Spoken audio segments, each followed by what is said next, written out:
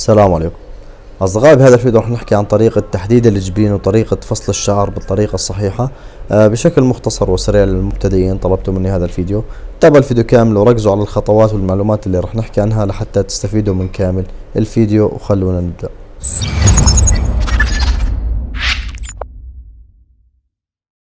أول شي راح نحكي عن طريقة فصل الشعر. طبعا لما نفصل الشعر بالماكينة بدنا نعمل هاي القصة، قصة حسن الشافعي، فبيظل الخط فيه ميلان. كيف نفصل الخط بطريقة صحيحة؟ بالشكل هذا براس المقص. بعد ما نفصل الشعر بالماكينة بنمشي المقص على الخط حتى يعطينا الخط مرسوم رسم. نرجع بنكمل الجزء اللي تحت بهذا الشكل.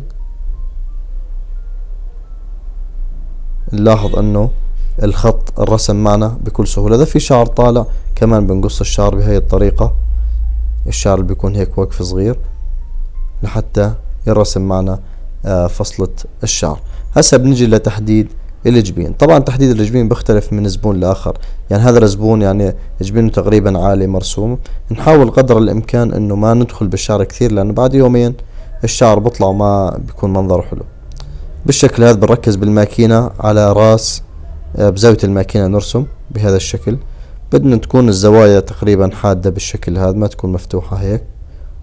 ملاحظين يعني امور سهلة جدا.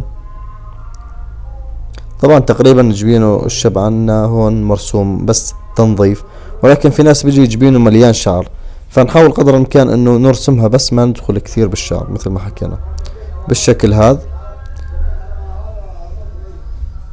بنركز على الزوايا، لازم تكون عندنا الزاوية بارزة بالشكل هذا حتى تعطينا جمالية للقصة كامل. هسه طبعا احنا بدنا ننظف على الشفرة بالشكل هذا. بعد ما حددنا على الشفرة وعملنا الجهتين نفس الشيء.